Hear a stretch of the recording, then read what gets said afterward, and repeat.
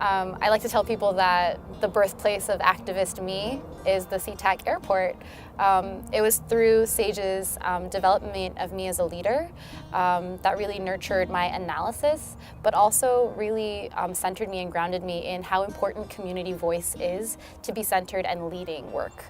Puget Sound Sage started back in 2001 as a group of faith-based organizations, community groups, and unions that represented low-wage workers.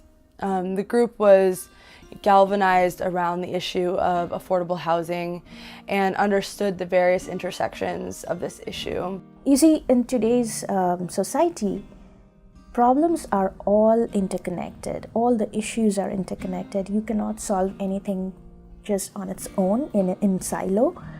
And that's the greatest strength and value that Sage brings, that they work towards interconnected solutions.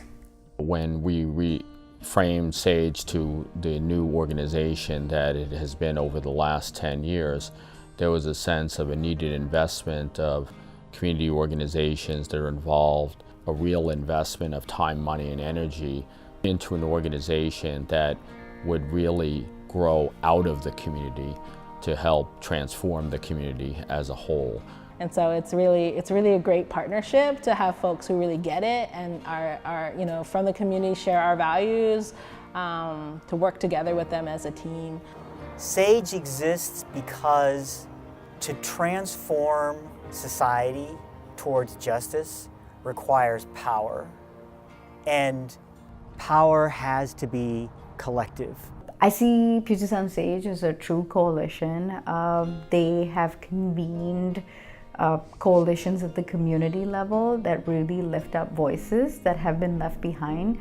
The way they build smaller grassroots communities up, the way they bring them to the table, the way they give them voice is what I admire them the most. They actually work with communities to provide feedback and hold folks who are decision makers accountable to what the community needs. The type of the stuff that they know and can share, and they really help equip community with the tools, the weapons we need to go in and fight for our communities. And they also release reports to frame the issues of policies in ways that make sense for the public to really understand the impact on people in the community. Like we have the data and the information and understanding the policies. Like we work together to really translate that for us to be able to go up there to City Council, to the mayor, to Sound Trans and be like, no, this is what our community needs.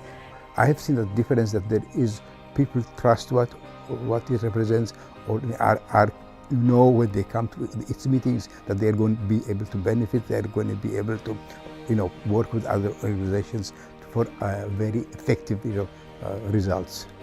I think that their lens on the work is very intersectional. It looks at the sustainability of the policy, they look at climate change, they look at green jobs, they look at equitable development, and they look at transit access. And there's, I think, no other group in the region that does that, finds a way to connect all of these interconnected issues and advance policies that benefit all of these issues across the board.